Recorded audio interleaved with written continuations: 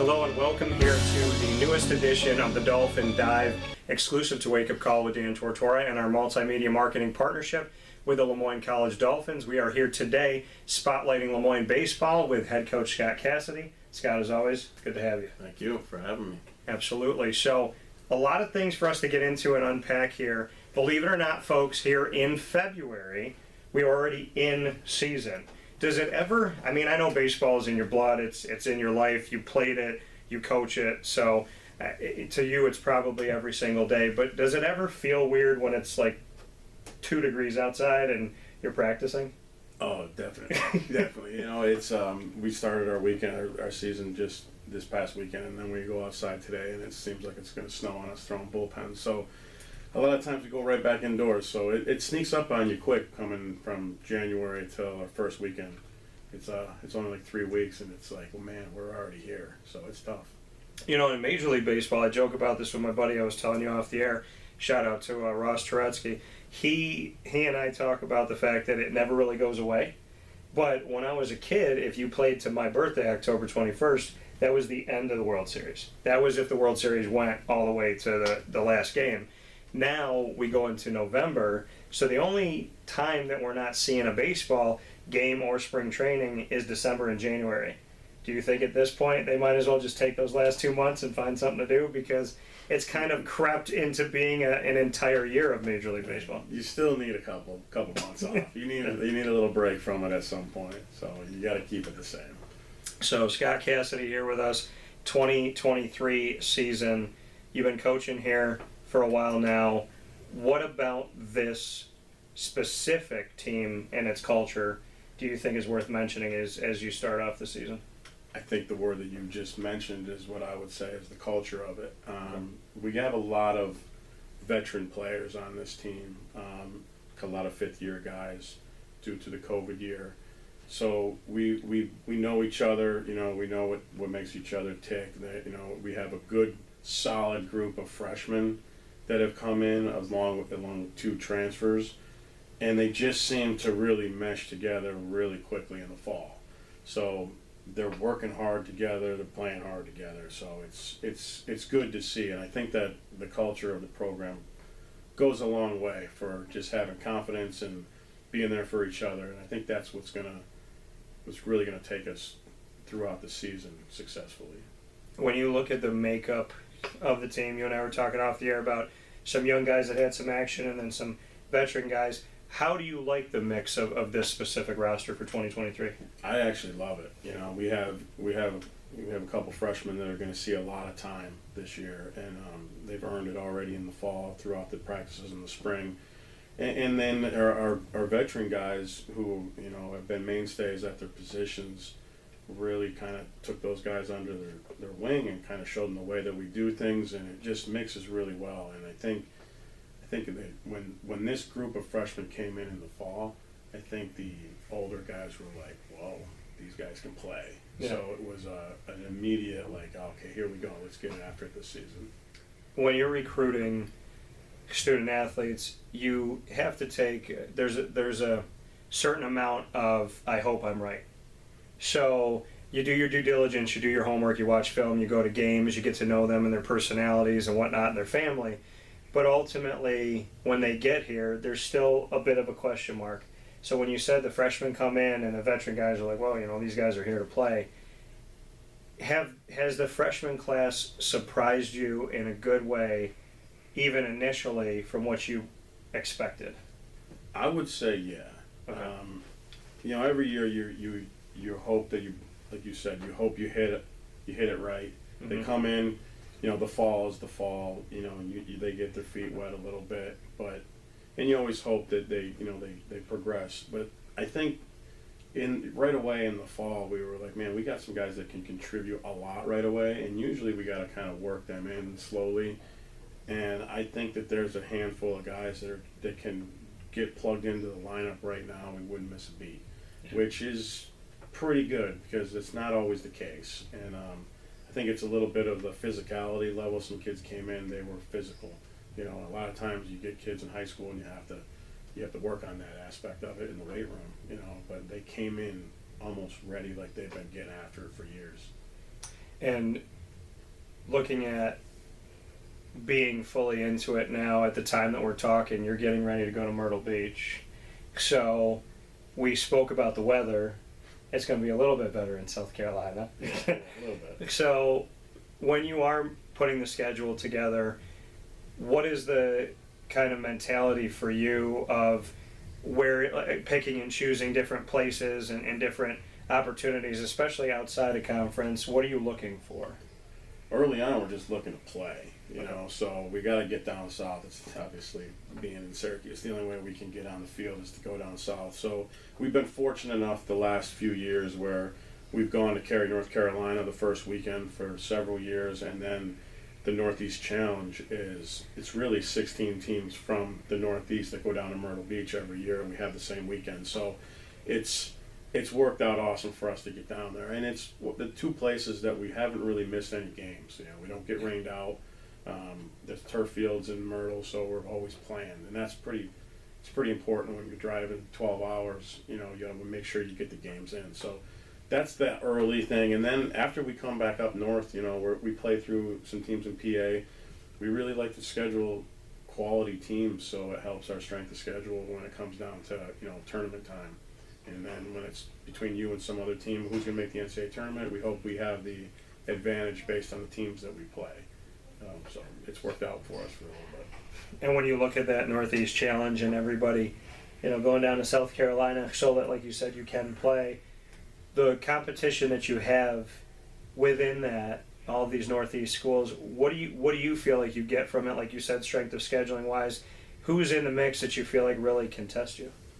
There's a lot of teams. There's so many good teams down there, and it's really probably all the best teams in our region are down there. So we don't play them this year down there, but like Pierce is there, Southern New Hampshire's there, Felicia's there, Malloy's there.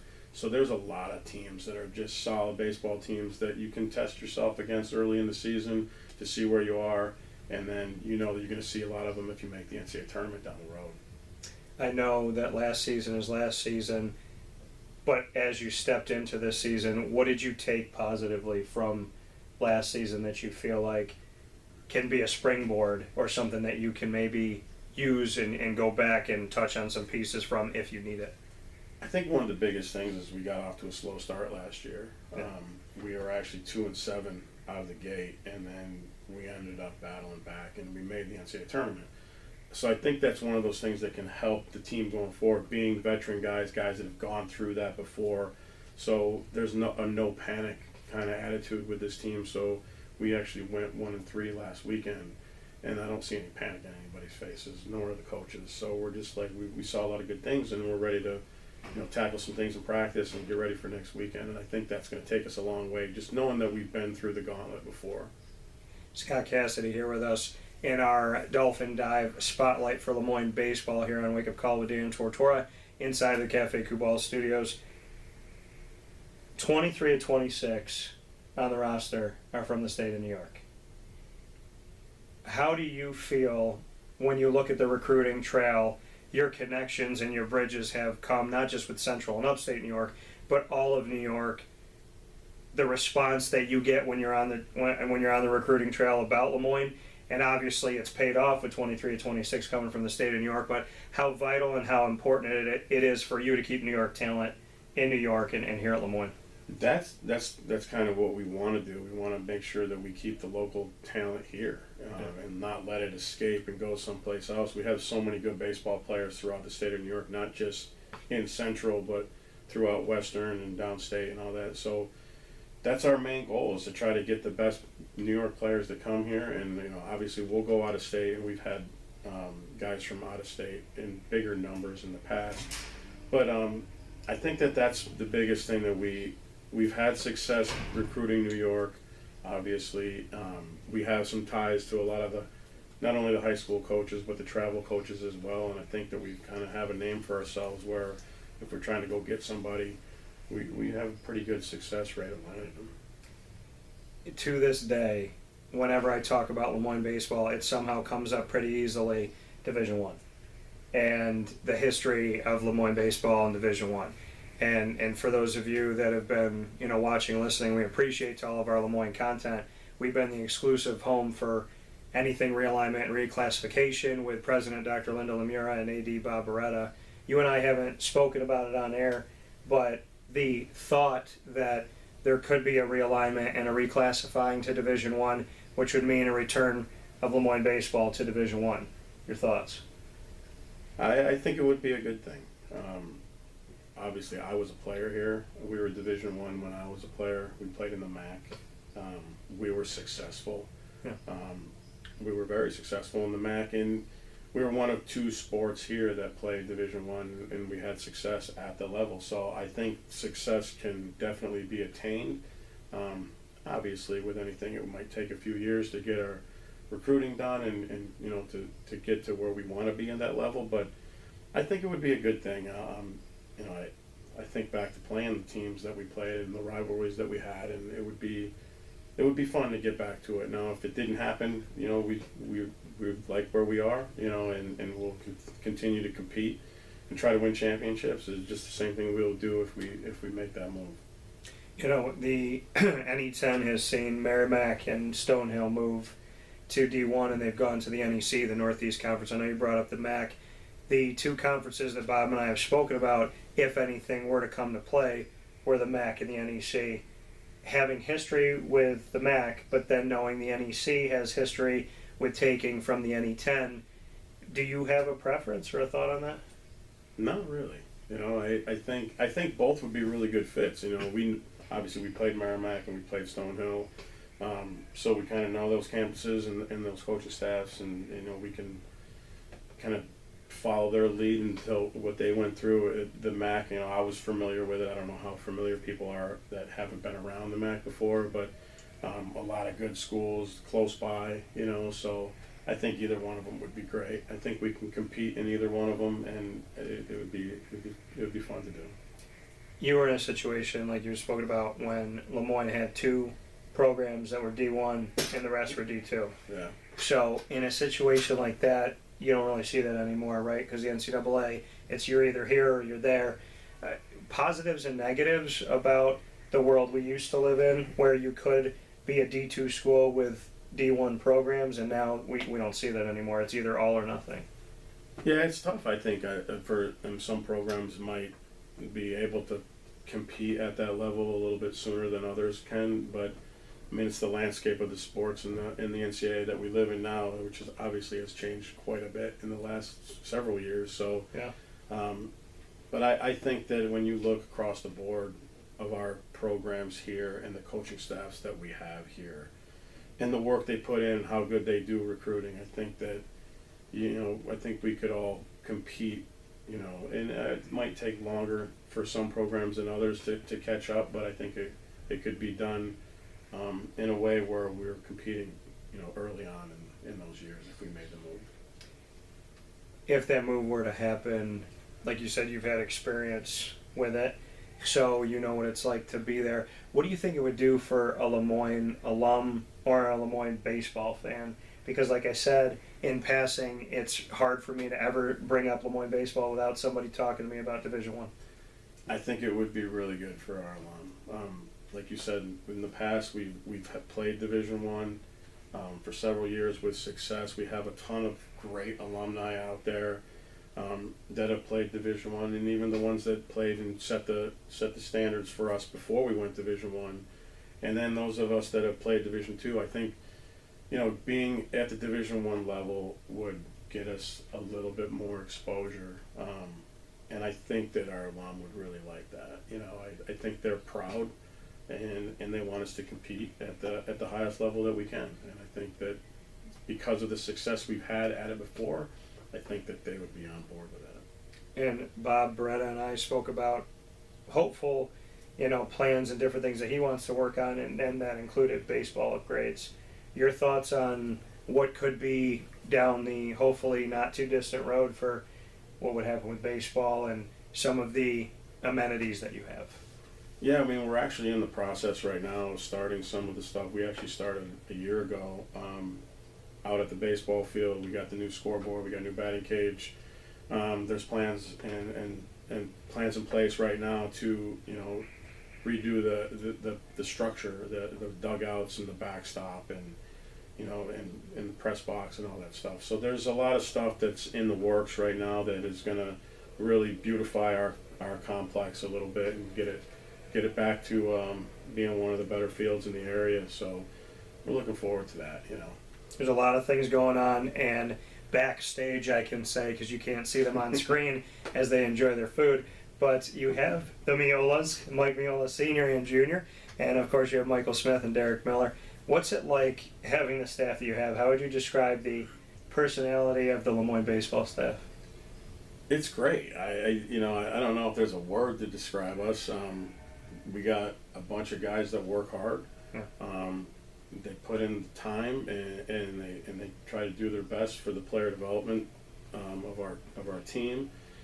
And game day, they're knowledgeable. They're really good on the recruiting trail. So it's like, I think that we have a really good dynamic of guys here where, it's not only just the off the field stuff where we're doing the recruiting and all the other stuff, but it's on the field. We work really well together, tackling different aspects of the game, and it all comes together. And Coach Mule and myself have been together now, I think, for like 8 years. So it's really good to have somebody there that knows how you tick. I know how he ticks. We work really well together, and he's established his relationships on the recruiting trail. So it's been awesome up to this point. Is two Miolas better than one? I don't know. You'll have to ask them. They have to work with each other. But yeah, it is. It's two different perspectives, and it's refreshing when you have multiple heads in one room that can give your opinions on different things and where they see it and how they see it. And like I've always tried to pride myself on being a coach that like really values the opinion of my assistants, where I'm not just going to be a dictator and do my own thing. I want to hear the truth.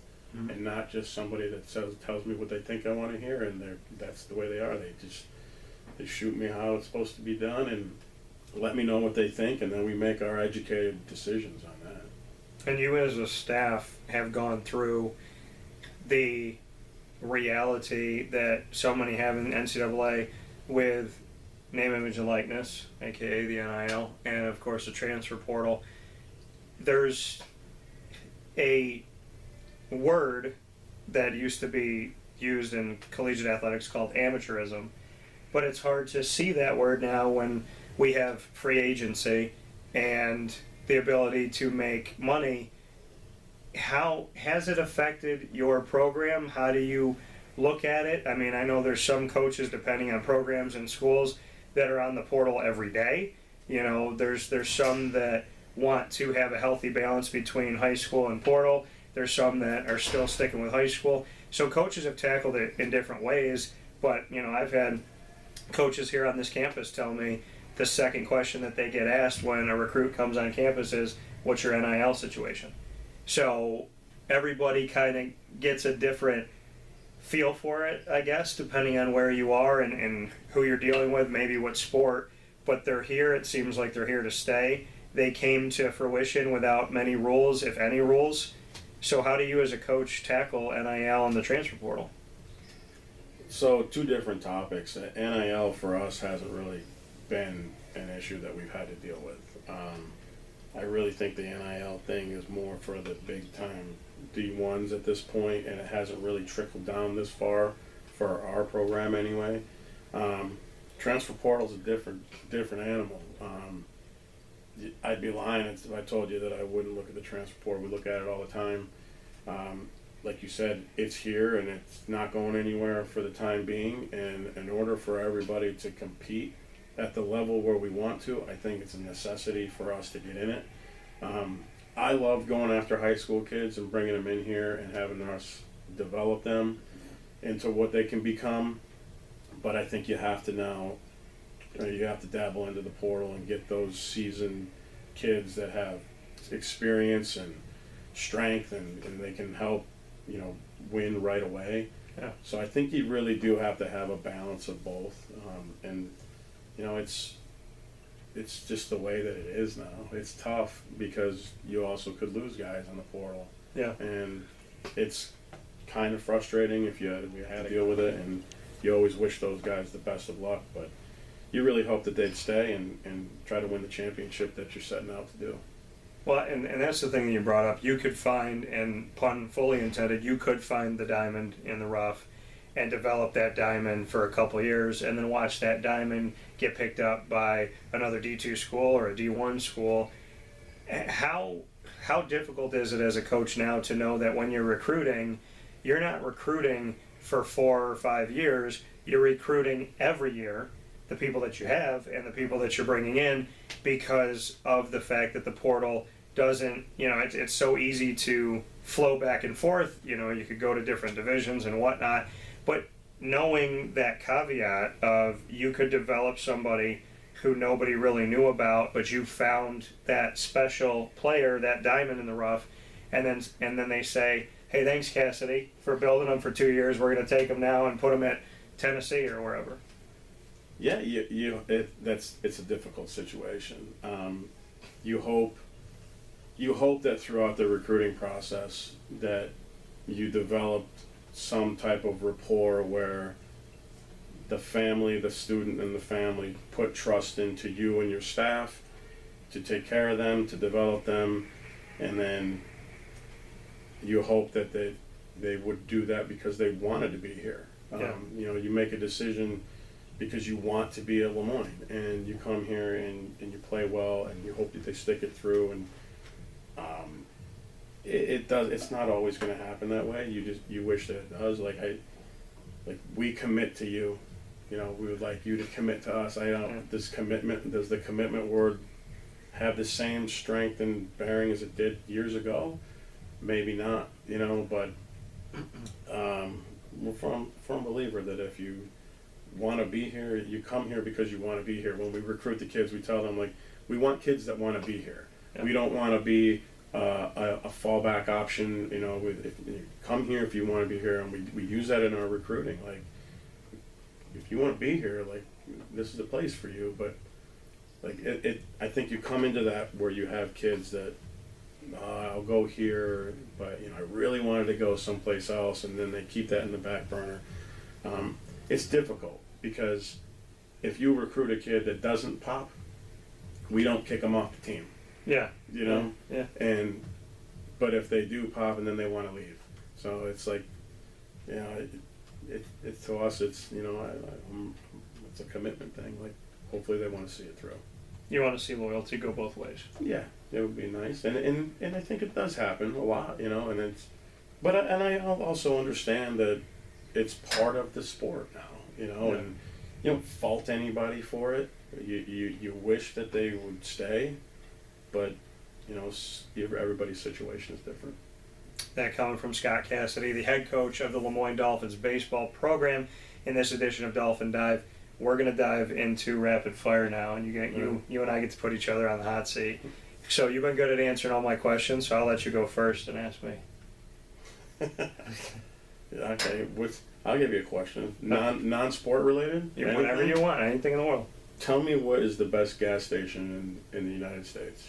The best gas station? Yeah. In the United States? That's such a random question. Yeah. Like gas, am I saying Circle K or Burn Dairy? Is that what you're saying? Say any type you want. What is the best gas station in the United States? Probably Sheetz, because their food's good. That's what I'm talking about. Because their food's good. Exactly. I go to Sheetz not even for the gas. I go there, just to get the food, and I like the made to order, and I get to pick what I want. And they have Dr. Pepper barbecue sauce, which is fantastic. It's a good answer. So I would say Sheetz. All right, let's stick with food. All right, Cassidy. I just created my own sandwich at Mother's Cupboard. Okay. So mine is a breakfast sandwich, bacon, egg, and cheese inside of French toast with powdered sugar on it. You can cut it up and have it with syrup, or you could eat it like a sandwich. It's fantastic. If they made the Cassidy, what would the sandwich be? Wow. I don't know, but if you asked Coach Miller, it would be a Reuben. Okay. He thinks he's a Reuben guy. Okay. I don't know if he knows what's in a Reuben. Okay. But that would be his answer. I don't know. I'm a pretty plain type of guy. I like chicken. You Yeah, I'll answer this. We used to have this is when I first started here, the Dolphin Den asked us to give a sandwich thing up there, and I was big into like pitas at the time, so I wanted like the grilled chicken and the onions and all this stuff and the Italian dressing. That didn't last too long on the menu. So Okay. That's kind of where I'll go. All right, fair enough. Would you ever try, I call it the Cuse McMother, would you ever try my sandwich? No, because I'm diabetic and that would literally kill me. Okay. What's your next question for me? Oh man. All right, so I assume that you're a Cuse fan, right? Basketball. Yeah. If the Cuse were to lose in the final game of the NCAA tournament, Yeah. who would you want that team to be? If Syracuse could lose to anybody Yeah. in the championship game, Yeah. Gonzaga. Okay. Because Gonzaga has more than earned the right to win a championship, and they got really close in the North Carolina game, and the refs would not allow them to be physical, and they have these big, burly lumberjacks who are physical underneath, and I think if they had called like 8 less fouls, it probably would have been a really, really close game. But then you would forever hate Gonzaga. Would I? I don't know. If it was Duke, yeah. So, no offense, Duke. Love you. Appreciate it. But, no, I mean, I think it's because I've heard... Okay, so the Syracuse-Duke game that happened this season, I was in the media room, and I was coming out of the media room, and Duke was in the tunnel, so they wouldn't let me through, because Duke had to go through first. And they did 1, 2, 3, and normally it's like 1, 2, 3, go team. They said 1, 2, 3, F them. But they said the word. Yeah. And I thought, yeah, even if that was my favorite team, I would have, like, probably that wouldn't be my team anymore. So, yeah, I guess I would take back saying love you, Duke. I cover Duke, and I appreciate and respect the coaches and players, but if I was John Shire and I approved that message, I would hope somebody would talk to him about that. So I'm not a big fan of that. But, I mean, Gonzaga, I would be... okay if Syracuse lost to Gonzaga, also because Buddy Boeheim almost, if his dad wasn't here, Gonzaga wanted him pretty bad. Shout out to that. Okay. All right, Cassidy, let's see. Well, besides baseball, this is not my question. Besides baseball, what other sport do you watch the most? Probably football. Okay. You're a Giants fan? No. Come on. Did you just say a Giants fan? I thought you said that before. Gosh, I'm a Bills fan. Oh, you're a Bills fan. Yeah. Okay. All right. All right. Why did the Bills not make it to the Super Bowl this year? Because they weren't the best team. Okay. All right. I'm an honest Bills fan. Some people say it's injuries to Micah Hyde, and I mean, injuries happened early, and it was tough to get through them. But they played without him the whole year, and they just didn't make the plays when they had to. Okay. All right. Do you think that they'll win this coming season? If you had to put money on it right now. I would like to say yes, but I still don't think they're the best team. I think that, surprisingly, if you asked me who's going to win the Super Bowl next year, I would probably say the Cincinnati Bengals. Really? Yeah. Why? Because I think they're really good. Okay. They need an offensive line, but... they're good enough to beat the Bills. Yes. I think Kansas City's still the best team in the country right now. And my Jaguars gave them hell. Now, is that including the refs on their side, or no? Kansas City had some interesting calls. They did. But Pat Mahomes... He's good. I said whatever they give to soccer players where they have that clear water bottle that has no, name on it, and the guy's, got a broken leg with a bone sticking out, and he comes off the field and he can't walk, and they spray the water bottle and he runs like a gazelle. I think they use that on the high ankle sprain for Pat Mahomes. I do. All right, what's your last one for me? All right, my last one is, as you sit right here, you told me that you're a Diamondbacks fan. Yes, sir. And I gotta know, why in the heck would you be a Diamondbacks fan, especially from around here? Well, I'm gonna start by saying my grandfather, who's up in heaven, and my dad are Yankee fans, so I do enjoy watching the Yankees. I also enjoy watching the Mets, and if I went to New York City, I would cheer for, wherever I'm at, because I like to see the New York teams win, and I still want to see a Subway Series championship. I want to see a World Series Subway Series. So my connection to the New York teams is stronger than it's ever been, I would say. But I'm a Diamondback fan because I wanted my own team. So being a Raptor fan, a Jaguar fan, a Diamondback fan, I wanted to have a team that nobody could bandwagon jump. And the Diamondbacks came out in 2001, or right at the end of the 90s into 2001. So I wanted my own, 97, because 2001 they won the championship. I wanted my own team. So Jaguars were 95, Raptors were 95, Diamondbacks were 97. And I love Randy Johnson. So I easily became a Diamondback fan because I like the logo. And ironically, a bunch of the teams I like, the hat's a D. And so, people think I wear it for my name, but also because I love the team. So I really like the logo. I wanted my own team. And Randy Johnson, to me, is just, incredible to watch. I'm not a Kurt Schilling fan because he burned the team 5 minutes after the World Series. But I'm a big fan of what they were. And I wish they could figure out this bonding of paying for really good veterans and building up talent in their farm system and putting it together, because they seem to have great players that they bring in, pay a ton of money to, let them go away, and then those guys end up winning awards for somebody else. So some great guys have come through, but they can't seem to figure out how to put it together, and maybe that means management has to change. Fair enough. All right, my last question for you. You're a Yankee fan. So, if you could have dinner with 3 Yankees, living or dead, or a mix of both, who would you have dinner with? Well, the first one's easy. It's Don Mattingly. Okay. And you got to tell me why each of these guys are there. Don Mattingly was my favorite player growing up. Okay. Loved him. Just the way he played, the grittiness, and in my book, he's a Hall of Famer, but that's another thing. Yeah. Next one, probably Jeter. Mm-hmm. Basically the face of the Yankees throughout most of my life here, most of my time following the Yanks. I'd like to hear his perspective on some things. And then the third one, if I'm eating dinner and I want some entertainment, probably Ricky Henderson. Okay. The guy's a character, and things that comes out of his mouth are great. I'd love to hear some of his stories. What kind of to 1 or to 3B? This one is the third question. Are there 3 Yankees you wouldn't eat with? I'm not going to answer that. I have one. Stare Rodriguez. No, see, I don't have any problems with him. I wouldn't. No, I'm good. I don't know if there would be one that I wouldn't. I'm sure there is if I had time to think about it. If you ask Coach Mule, I'm sure I've messed and told him that I couldn't stand a couple players in the time. He's a big Yankee fan too. Yeah. But would you eat with CC after all that money they spent? Yeah. Okay. Absolutely.